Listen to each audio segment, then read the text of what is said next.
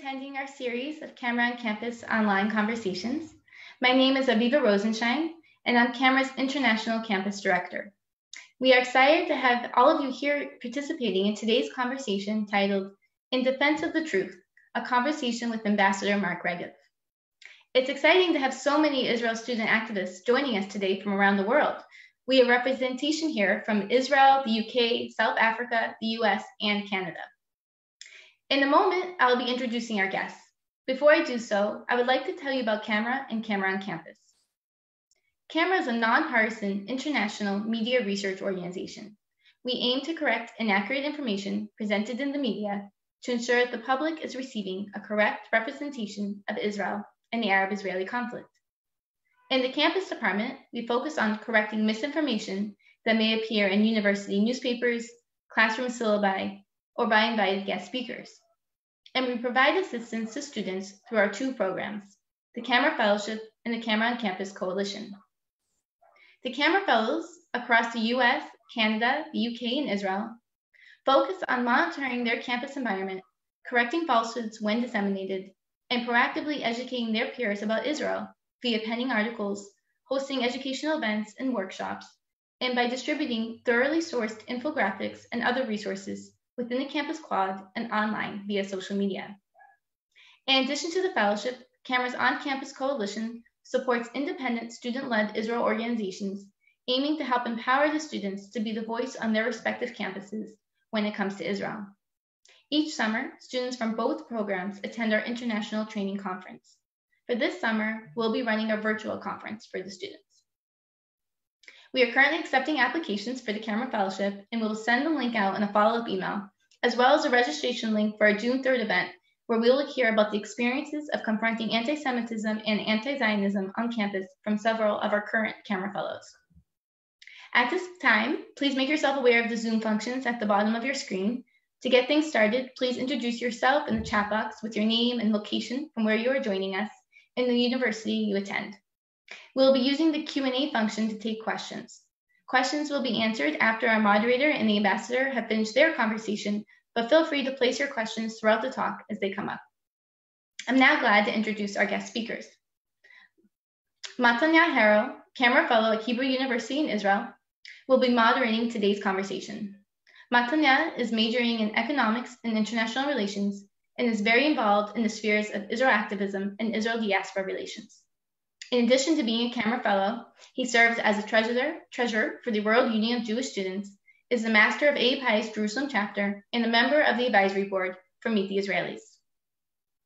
We are honored to have Israel's ambassador to the UK, Mark Regev, join us for an important and timely discussion about defending Israel in the face of lies, misinformation, biases, and inaccuracies.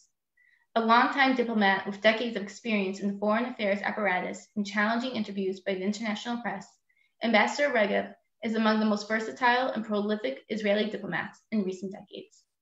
A member of the Ichud Habonim youth movement and of Melbourne University's Jewish Student Society, while pursuing his bachelor's degree, Ambassador Regev evolved from a young activist to a leader in the fight for the truth about Israel. The ambassador has also witnessed firsthand the struggle of pro-Israel campus activists when students at Queen's University Belfast protested his speech and a lecture of his at the University of London was cancelled out of security concerns. Everyone, please give a warm welcome to Ambassador Mark Regev and Matanya Harrow, and enjoy today's conversation. Thank you, Aviva, and thank you, Mr. Ambassador, for taking time from your, I'm sure, very busy schedule to join us. The coronavirus may have, put us all in lockdown, but it's helped us internalize the fact that geography may not matter as much anymore, so we can really have participation from all over the globe, which is fantastic. So with that, let me just jump right in. Before serving as Israel's ambassador to the UK, as Aviva mentioned, you were the spokesperson for various different governmental bodies, including the Prime Minister's office, making you possibly one of the most recognized spokespeople for Israel in English. And I'm sure, with that said, you've had plenty of hostile interviews where full disclosure, this one is not going to be, but where the interviewer's basic questions derive from a skewed understanding of Israel and of the situation. And so I would like to ask you how you deal with situations like that.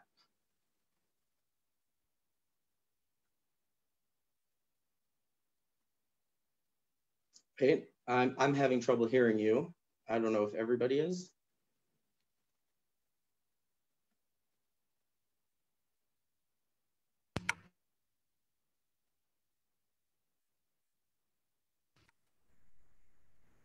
Can you hear me now, sir? Yes, now I can hear you. Absolutely. Fantastic. Very good. I'm sorry for the technical lapse there. In democratic societies, and as you know better than most, Israel is a democratic society, it's the job of the media to ask difficult questions. And so I always had the expectation that when you go to an interview, you will be asked challenging questions, because that's why you're there. And the truth is, if the questions were easy the whole time, you wouldn't need anyone with special experience or special knowledge to do the job. Anyone could do the job. The job of the media is to ask difficult questions. And the job of the international media is to ask difficult questions of Israeli spokesperson. That's what they get paid to do. The only thing that I would ask them to do is they should be equal opportunity, difficult question askers. Because one of my criticisms of the way the international media has covered our conflict with the Palestinians is that there's a fundamental institutional bias against Israel, and I'll explain that. Israel is a democracy, it is a free society, and people can say whatever they want. So I would speak for the government of Israel, and then a member of Knesset would give a different attitude because he represents himself and his party, or herself and her party, and then you can have an academic that can say whatever they want, and an NGO can say whatever they want, and maybe the courts would decide something for or against the government.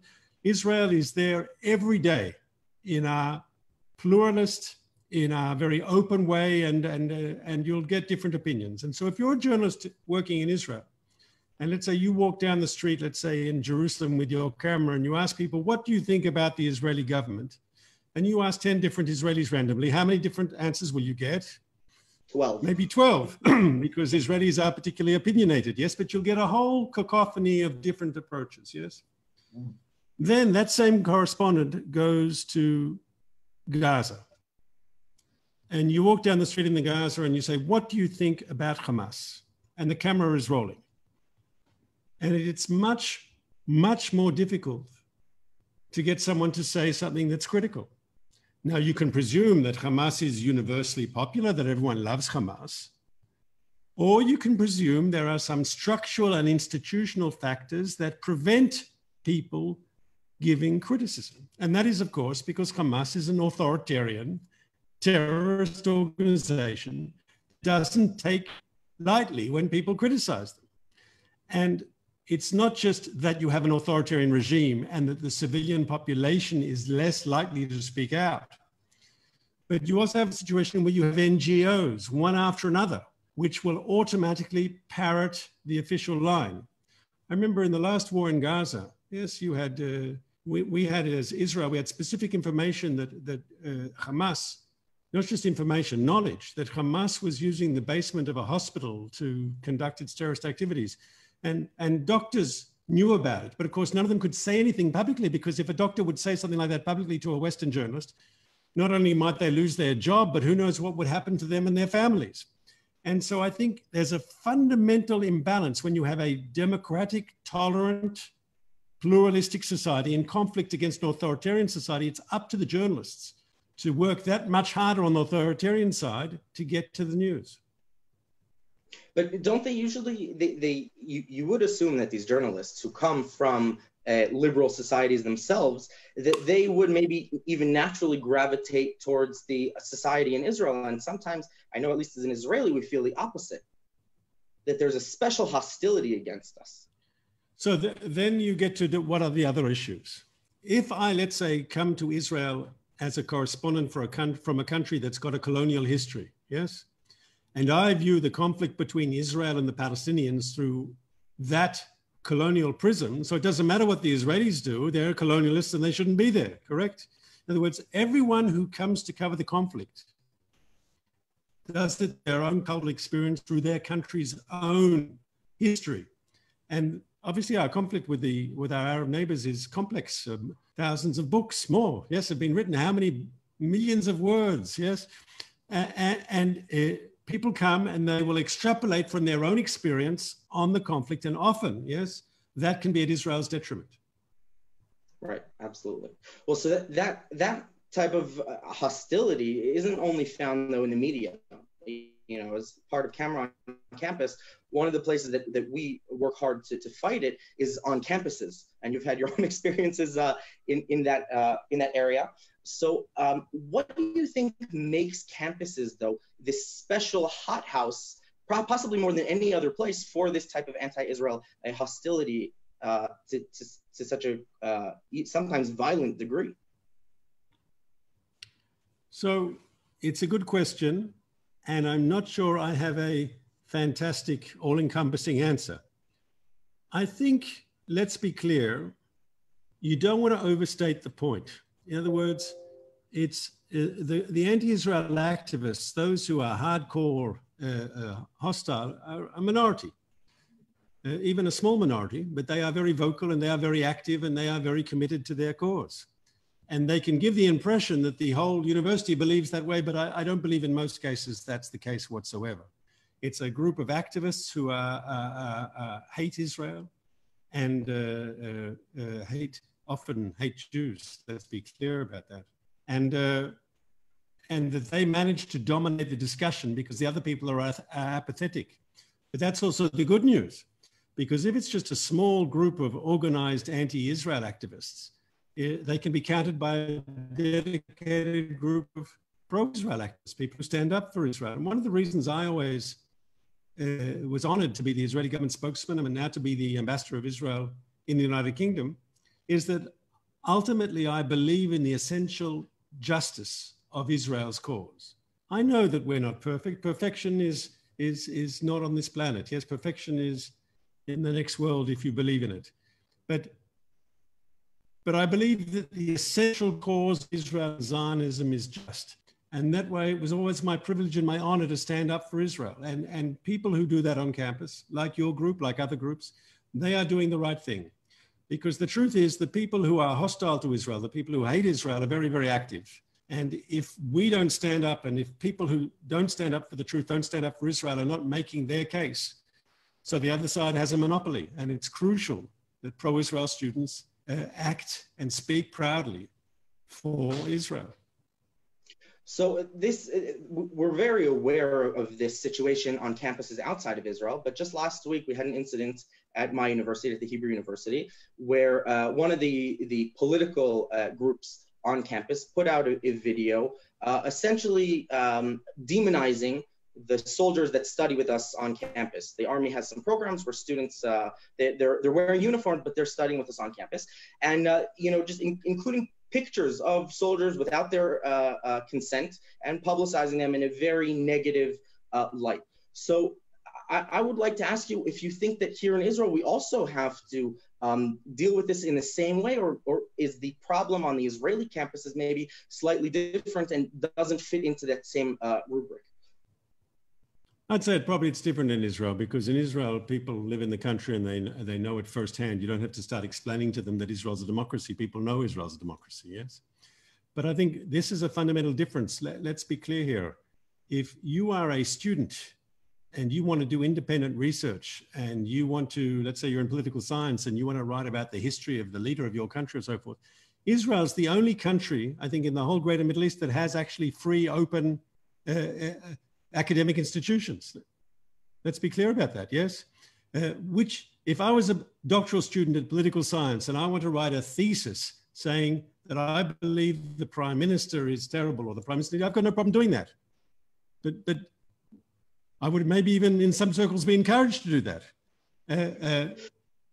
The point being is, can you do that? Can you do that in any of the other universities in the Middle East? Of course, you could write a thesis saying the Israeli prime minister is a flawed personality. Yes, but could you write about your own leadership?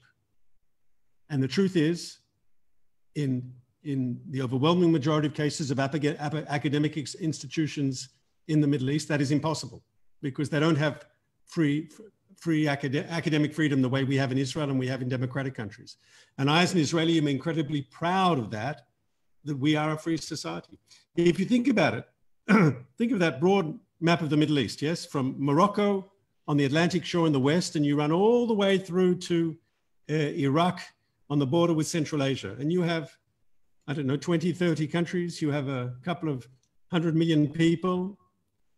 In that whole massive piece of geography, yes, from the Atlantic through to Central Asia, there's only one country that really has free academic institutions. There's only one country with an independent judiciary. There's only one country where there is rule of law. There's only one country that has free, democratic, and competitive elections. There's only one country with a free trade union movement. There's only one country with a free and vibrant press. And I think as Israelis, we can be proud of that. Right. I personally think that also is one of the roots of the frustration that we feel when we are demonized vehemently around the world, is that we really are this unique island in the Middle East, and yet we also get special attention in the other way. But that aside, I want to maybe ask you a couple more personal questions in the sense that being a diplomat, and I'm sure being an Israeli diplomat, definitely to a European country, I don't think anybody would claim your job as easy. And what I would like to know is what drives you? What gets you up in the morning, so to speak? So I passionately believe in the justice of Israel's cause. And I'm very proud to represent Israel. Being an Israeli diplomat for me isn't a job, it's a vocation. It's something that it's part of me, yes? And I think it goes back to my family history. My father was a survivor of the Holocaust. He was born in 1931 in Magdeburg, Germany. And his generation knew what it was like for Jewish people before there was an independent Jewish state. Let's be clear. I'll ask you this question with your permission. Imagine for a moment that Israel had achieved independence not in 1948, but in 1938. And imagine for a moment that the British mandate would have ended 10 years earlier. Just 10 years. In historic terms, 10 years is nothing. 10 years is a drop in the bucket in the story of nations, yes? So just think for a moment, and here's my question to you. How many people could we have saved had the mandate ended and Israel achieved independence in May 1938 instead of 10 years later? We have to remember what it was like for Jews, like my own family in Europe. They were trapped. The doors of most countries were closed. They wanted to get out. No one would take them. And if people were willing to take just small amounts, there was no solution to the Jewish people. Had Israel been established, I believe, 10 years earlier, how many Jews could have been saved? How many Jews? Maybe not everybody. Maybe there wouldn't have been the capacity, but there's no doubt that we could have saved many, many, many Jews. And that is the whole justice of Zionism. What was it like for the Jewish people when we were stateless? What was it like when we were defenseless? What was it like when we were always reacting to people persecuting us? Is it not time that we stand up and say, we're proud that the Jewish people now have a state. We're proud that we're sovereign. We're proud that we can defend ourselves if we need to against those that would do us harm. You know, in Britain here, over the last few years, the whole issue of anti-Semitism has been in the public discourse. And people thought that's crazy. Who would have thought that in Britain in the 21st century, there'd be a whole discussion about anti-Semitism, but unfortunately we saw the phenomenon reemerge here over the last few years. And so some people said to me, look, this is terrible. It appears some things don't change. Yes, anti-Semitism, which we thought should have been thrown on the ash heap of history with all the other rubbish where it deserves to be. Why is it so vibrant? Why is it living on? And they say, look, some things don't change. I'll tell you what has changed. The Jewish people have changed. We've changed. Today, we're no longer defenseless. We can defend ourselves. We're no longer stateless. We have a sovereign state, are independent. That's the change. That's the difference between my generation and my father's generation. Very, very powerful. And I know just personally, that's when I, serving in the army, that's what led the way, that historical significance. You mentioned kind of the UK also and Israel relations. So we haven't had, this year, I believe we're celebrating 70 years of Israeli and UK relations, but it hasn't always been smooth sailing. You know, the Balfour Declaration was great, but then during the partition plan, they abstained.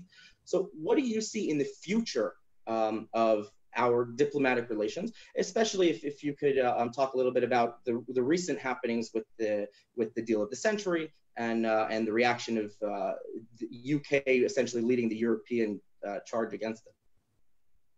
So you're right in the premise of your question that Israel-UK relations got off to a very difficult start, because when Israel declared their independence, I'd even say relations were particularly strained. We in Israel, many people, blamed the British for the white paper, for the Jews being trapped in Europe, for closing the borders to the homeland, and inadvertently, indirectly, forcing the Jews to be trapped in Europe and therefore becoming victims of the Nazis. There was at the time, there was anger amongst Jews about the way the British behaved. Now, we knew that Churchill stood alone. We knew that they were crucial in the struggle against Hitler and all that. But the fact that they were appeasing radical Arab opinion and they closed the borders to the historic homeland and they didn't allow Jews in, and the Jews that weren't allowed in were trapped in Europe, yes, that created, let's be clear, there was an anger, especially since the British were in mandatory Palestine. They only got the mandate because of their commitments to the League of Nations, that they were there to establish a national home for the Jewish people. And so it was the British weren't living up to their commitments, not just to the Jews, but their commitments to the League of Nations, to the organized international community, by reneging on the Jewish national home. Then you add to that, when Israel was attacked immediately after our independence, Ben-Gurion declares Israel's independence on a Friday afternoon in May 1948. That very night, the Egyptian Air Force bombs Tel Aviv, and the next day, all the neighboring countries invade to try to destroy the newborn Jewish state. From the north, the Lebanese and the Syrians; from the east, the Transjordan at the time and Iraq; and from the south, the Egyptians. Now, we knew at the time that some of those armies were armed by British weapons, with British weapons. And some of them were commanded by British officers, the armies that invaded. And so there was a difficult period in UK-Israel relations. Let's be fair, in Britain, they weren't too happy that members of the underground in Israel were conducting a violent struggle to end the British mandate, yes? And so there was difficult feelings on both sides, I know that. But from our point of view as Jews, they let the side down. They had not helped us when the Jewish people needed them most. And they had reneged on their historic commitment, as I said, to us and to the League of Nations to help facilitate a Jewish national home. Fast forward, I'm glad to tell you today, to report that UK-Israel relations are in a much better situation. Yes, we've gone from strength to strength. Today, if you look at any aspect of the relationship, we're in a very healthy place. I'll give you just some examples. Trade. We do very well in trade. You know, our largest trading partner on the planet is the United States of America. And number two last year was Britain. I mean, we sell and trade more with Britain than we do with Italy or with Germany or with France. It's our most important market. There's one statistic that I like particularly. They say 1 in 7 medicines that are prescribed through the British National Health Service, and they have one huge system here in Britain, are Israeli pharmaceuticals. And that's one example. On the security side, we work very closely with the British, whether it's military to military, counterterrorism to counterterrorism, intelligence communities to intelligence communities, very strong relationships that keep the peoples of both our democracies safe. Very important relationship. We had in 2018, the first time ever, we had a first official royal visit when Prince William came to Israel. And I remembered at the time, people were very excited in Israel. We haven't, as you know better than most, we haven't had royalty amongst Jews since biblical times. Yes, there have not been kings and queens of Israel since the Bible. And when when Prince William came, it was very exciting. And it was also a sign that the relationship had moved on because, as you probably know, for many years, the royal family would visit at various countries in the neighborhood, but it never worked out that they could visit us. And that happened in 2018. So I think we can appreciate the good relationship today, precisely because we know it wasn't always that way. And I actually hope to see in the coming years the UK-Israel relationship going from strength to strength. And in response really to the question of applying Israeli law to portions of Judea and Samaria, the West Bank, and kind of the outcry that we're hearing, how do you feel that is going to affect the relationship at large? And do you think, should Israel go through with this plan, what do you think the reaction will be? So on this issue, the British have publicly expressed a position that is negative. They've called on Israel not to do so. But that's another example. I'll give you when the Americans moved their embassy to Jerusalem and recognized Jerusalem as our capital, the British were also not supportive of that.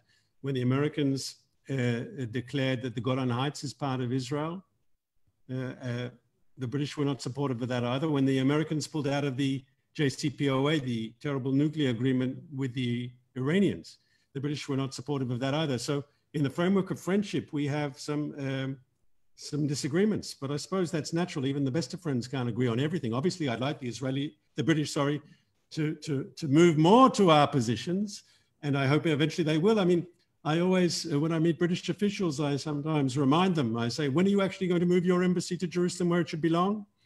And the truth is, I think it's wrong that the British embassy is not in Jerusalem. It should be in Jerusalem. Jerusalem is our capital. It's been the capital of the Jewish people since biblical times, and it's been the capital of the modern state of Israel since the establishment of the state. And you know, there's a norm in international relations, and that norm is that every country gets to choose its own capital, and the international community respects that choice. That's a norm that's applied across the board. We've even had examples of countries that have changed their capital cities. The Turks, after the revolution, after Ataturk's revolution, they moved their capital city from Istanbul to Ankara. No one keeps embassies in Istanbul. Everyone accepts it's the right of the Turkish people and the Turkish state to choose where its capital city will be. The Chinese, after their revolution, moved their embassy from their capital from Nanjing to Beijing, and people recognized that and accepted that. The Germans, the capital of the Federal Republic was for decades Bonn. And after unification, and even people like Mrs. Thatcher in this country who weren't so happy about German unification, yes, there was never any doubt that if the Germans moved their capital, we will recognize Berlin as their capital.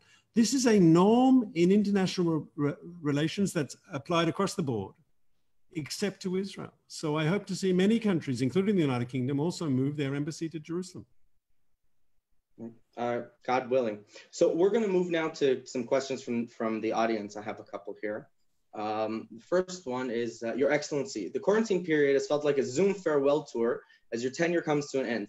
Many of us have had the privilege of hearing many of your speeches from the supremacy of Israeli cows to 7 facts for 7 decades. In reflecting on your time in London, can you tell us some of your favorite talks you've given and most memorable moments since becoming ambassador to the court of St. James? I would add to that, can you just share with us what you feel in general was your greatest success in your tenure? So I'd point to a few things. There were high points and there were low points. You've asked me about the high points. So there's no doubt that first royal visit was a high point, because a royal visit is symbolic. And it was symbolic of the place the relationship had reached. And remember, as I said before, there were many years when the royal family did not have time to visit Israel. And once again, they visited our neighbors. Maybe it's easier for them to visit some of our neighbors because royalty can host royalty, and some of our neighbors have royal families too. And Israel, of course, we don't. But it was good. That definitely was a high point. The centenary in November 2017, we celebrated 100 years to the Balfour Declaration.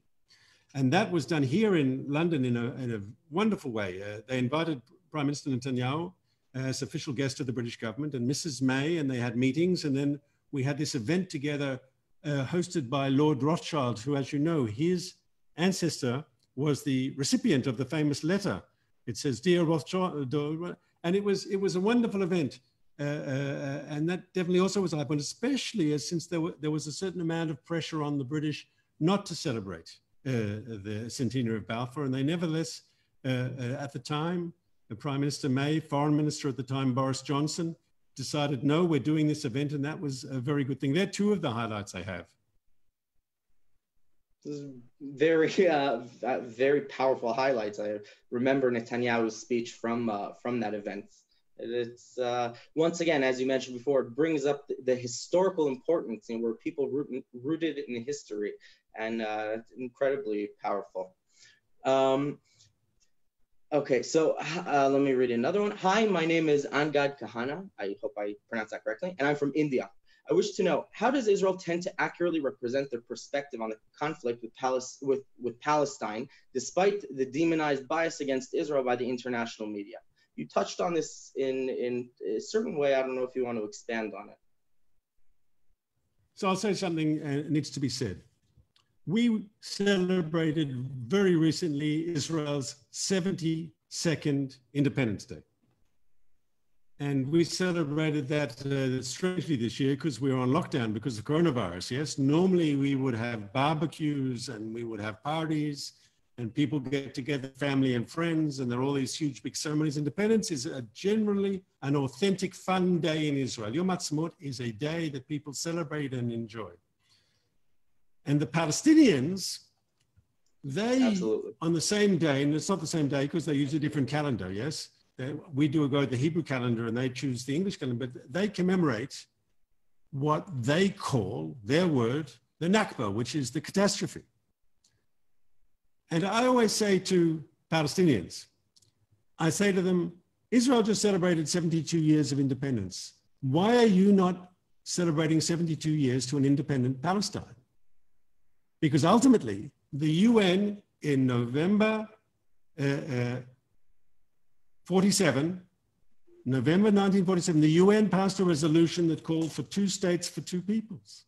The UN said that there'll be a Jewish state, the UN's words, a state for the Jews and a state for the Palestinian Arabs. And there are newsreels, black and white newsreels you can see from Tel Aviv at the time. And the Israelis are glued to their radios because at the time there's obviously no television and there's no internet, and they're glued to their radios and they're writing down. And the minute there's a 2/3 majority, and you needed a 2/3 majority for the resolution to be passed, there's a spontaneous celebration in Tel Aviv. And people go out and they dance. Yes, the United Nations. Let's be clear, we were not happy necessarily with the borders of the partition plan. But the concept that a small Jewish state was better than no Jewish state and that we were willing for a historic compromise to get our freedom, yes, the Jewish community embraced partition. The Palestinian leadership said no. They said all or nothing. And they encouraged the Arab world to launch an attack to try to destroy Israel at birth. We spoke about that a moment ago. When you say all or nothing, when you choose conflict, you can end up with nothing. So whose fault is it that we're not celebrating 72 years since the birth of an independent Palestine? My fault? Israel's fault? Maybe a bit of self-criticism on the Palestinian side is warranted if they want to have a serious discussion. Absolutely. Yeah.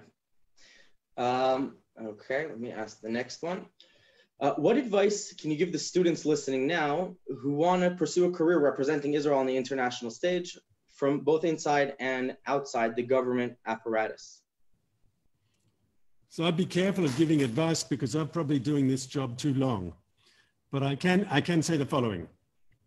Number one, if you want to be an effective advocate for Israel, you have to know your stuff, right? It's not just enough to have a piece of paper with some sound bites. It won't work. You have to know your stuff. So people who want to be serious, effective ambassadors for Israel, advocates for Israel, you have to know your material. That's why groups like CAMA are so important, because you educate your people, yes? It's important to read the books, to read the newspapers, to know your facts. Often, the side that is most critical of Israel just knows a few slogans. They don't know the facts. Like when I told that before about 1947, that Palestinians rejecting statehood, a lot of them have never even heard of that, but it's a historic fact, yes? You have to know your material. The most important thing is to know your facts. If you know your facts, that makes you a much more effective advocate for Israel. You demonstrated when you said before that after the partition plan that people in Tel Aviv went out to party. That's because in Jerusalem, and you were very careful, I noticed, to mention Tel Aviv. In Jerusalem, I know my grandfather was born in Berlin, but he grew up in Jerusalem. He told me when they were listening to the radio and they heard that, they knew what was coming next. They knew what the war was coming. And so actually in Jerusalem, they didn't go out to the streets to party. But though I do know that outside the Jewish Agency in Jerusalem, which is in the same place that it is now, there was a celebration. And there's a famous story of Ben Gurion, who looked at them celebrating, and just like your grandfather said, he looked at the people celebrating and he wasn't smiling. And people said to Ben Gurion, listen, you're a Zionist, all your life you've been fighting for Jewish independence. It's finally been recognized by the United Nations. Why are you not celebrating too? And he said exactly what you said. He said he knew that many of the young people who were celebrating could well fall in battle to defend the Jewish state. He knew that we were about to be attacked. You know, there's an interesting story. The American Secretary of State at the time, Marshall, sent messages to Ben Gurion, to the leadership, that they should not declare independence. And we should put it off, we should wait. And their logic was as such: you will declare independence, you will immediately be attacked by your neighbors, you are outnumbered, you are outgunned, we're not coming to defend you, you won't survive, don't do it. That was the message. Now, of course, he was half right. We declared independence, and it's true, we were attacked immediately, and we were outgunned and outnumbered. I mean, as I said, we were one small, recently, a day-old country, yes, without the institutions of a country. And we were attacked by all the neighboring countries, as I said before. From the north, by the countries of Lebanon and Syria, from the east, Jordan and Iraq, and from the south by Egypt. All of them attacked us on the next day. But where the Americans were wrong is we prevailed.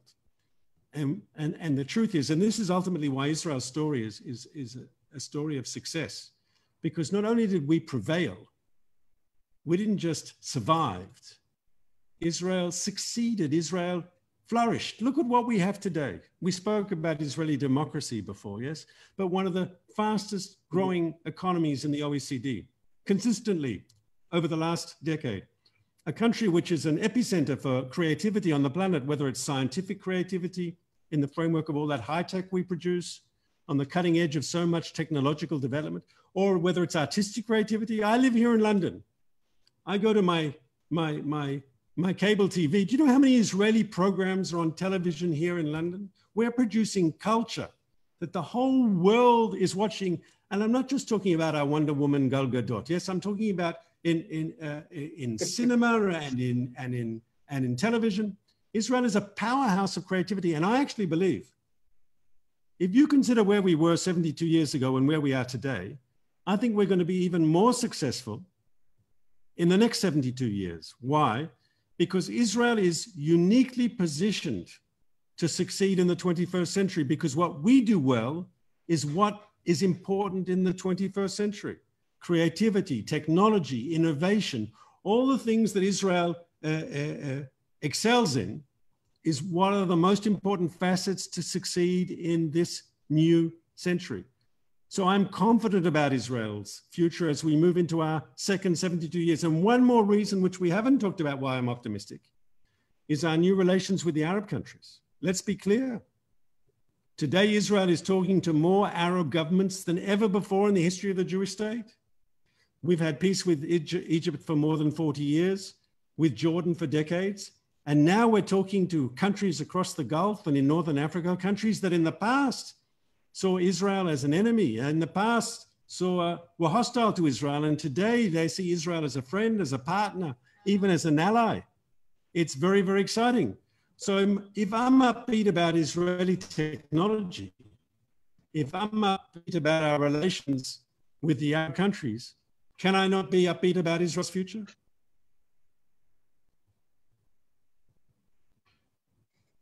Yeah, very, very good points. Although some of the other countries that historically Israel has had good relations with, we do see an uptick in anti-Semitism. Just to bring the UK, it was no secret that in the last elections there was a lot of fear of a Labour victory.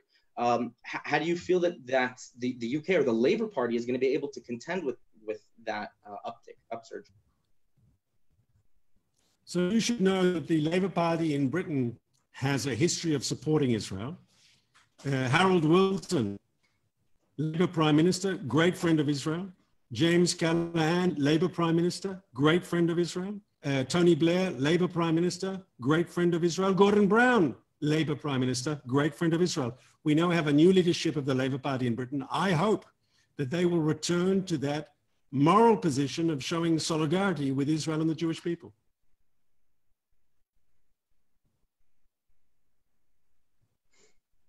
Definitely something worth hoping for.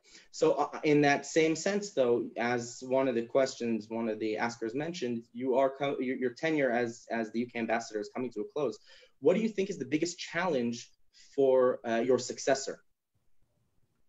Well, I'm not sure I should give public advice to whoever comes to replace me, but I would say this. We spoke about it before. Moving the embassy, right? Now, it might not happen tomorrow. The British position seems to be pretty tough, yes? But we shouldn't give up. We should keep making our case. We know that justice is on our side, and it will happen. We hope sooner rather than later. Definitely. As you mentioned a couple of times, there's a deep relationship between, going back historically, between the UK and Israel. Just in Barbara Tuchman's book, The Bible and Sword, I've read it. Part of it, but yeah, that's very much what it's about. She's had some other fantastic books like The Guns of August that I've loved. Different topic.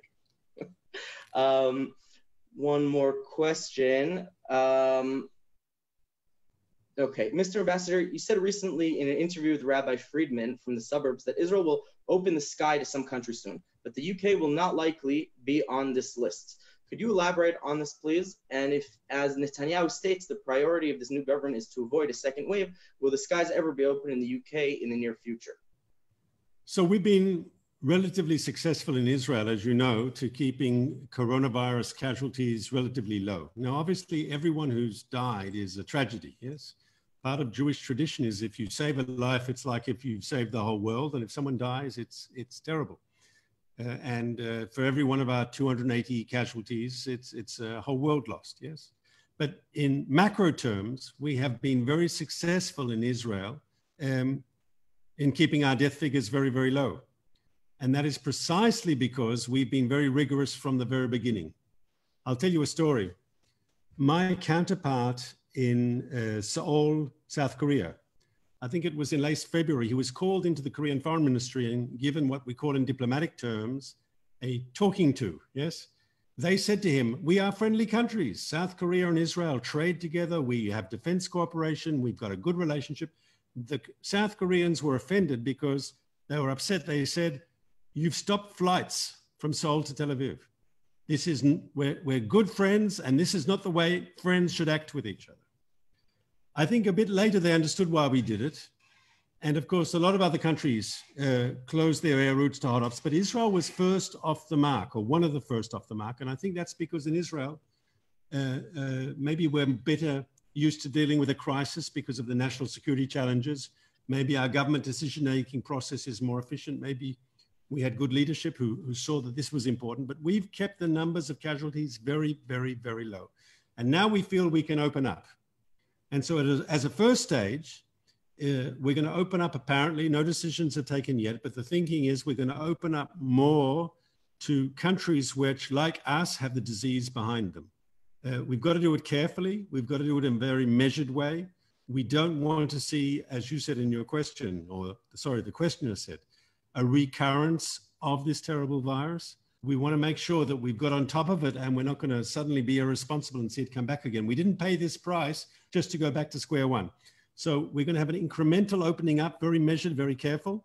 And when we open the skies, I think at the first stage, it'll be with countries that have, like us, succeeded in really getting this under control.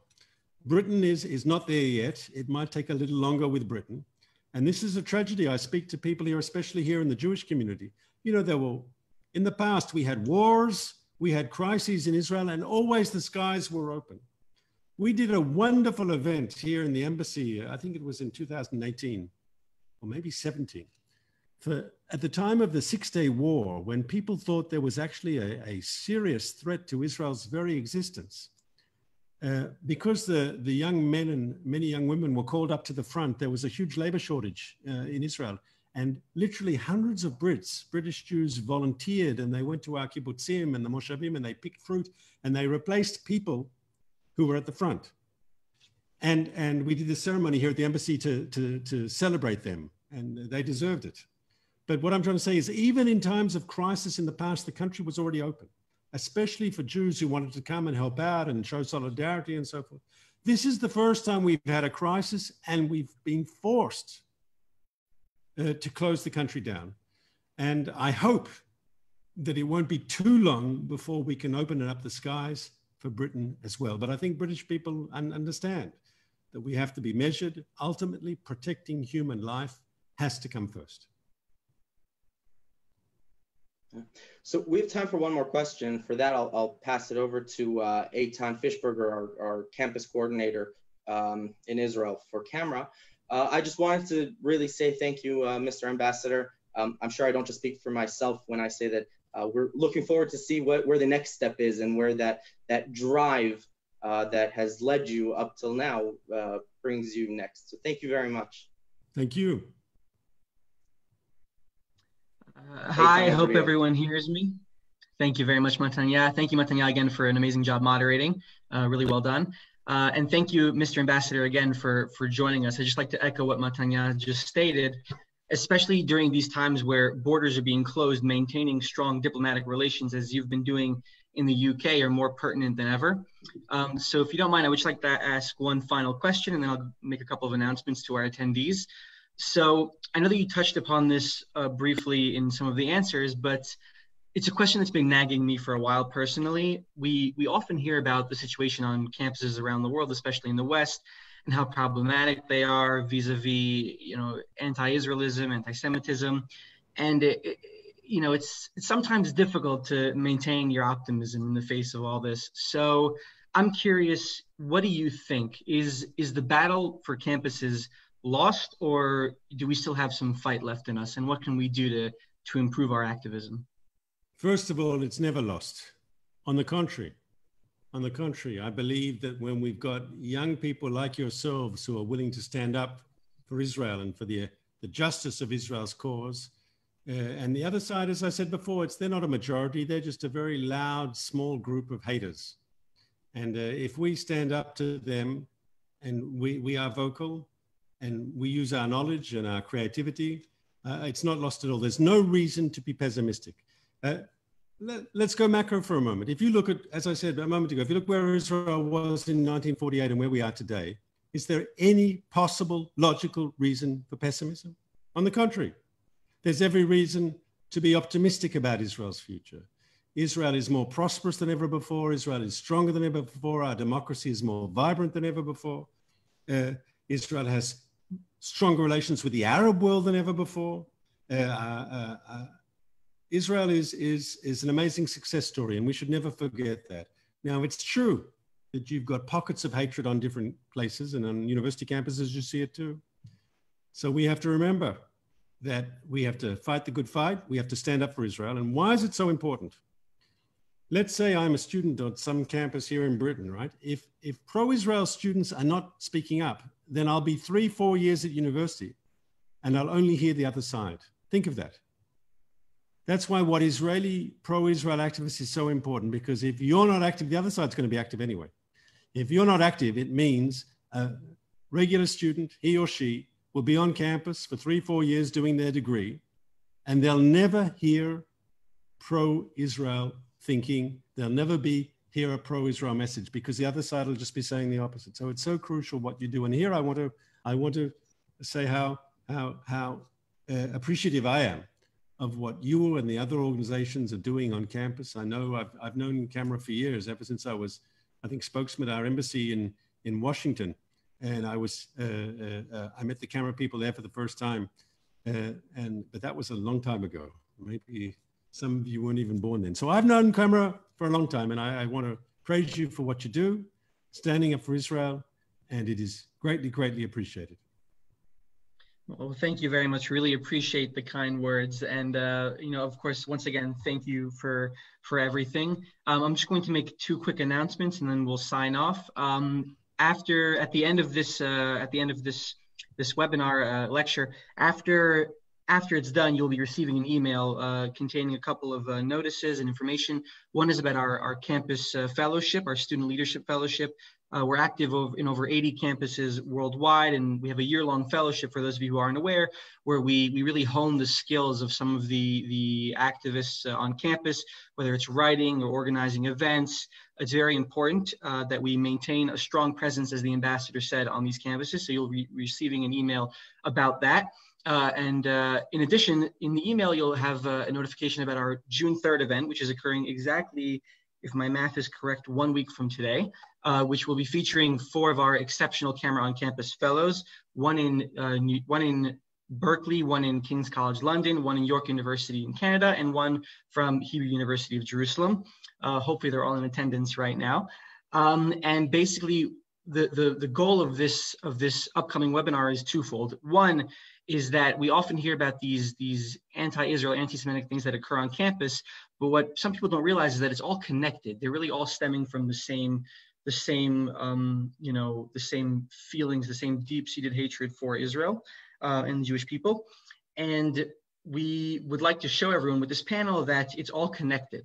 So that's the first goal. And the second goal is to really deepen the ties between all of our fellows and all of our activists in various parts of the world. Sometimes it feels like there's a bit of a disconnect between everyone, whether it's because of the time zone or just simply being tens of thousands of miles away from each other. But it's really important that we really deepen the bond and the relationship between all of our fellows. So you'll be receiving an email after this event is over about that. And once again, I would just like to thank, of course, our amazing moderator, Matanya Harrow, for really setting a high bar for future moderators. Of course, our Camera on Campus staff, our International Campus Director, Aviva Rosenshine, Douglas on tech, who is exceptional, and of course, the ambassador himself for participating and his team. Thank you, everyone, very much. And we hope to see you soon, and stay safe.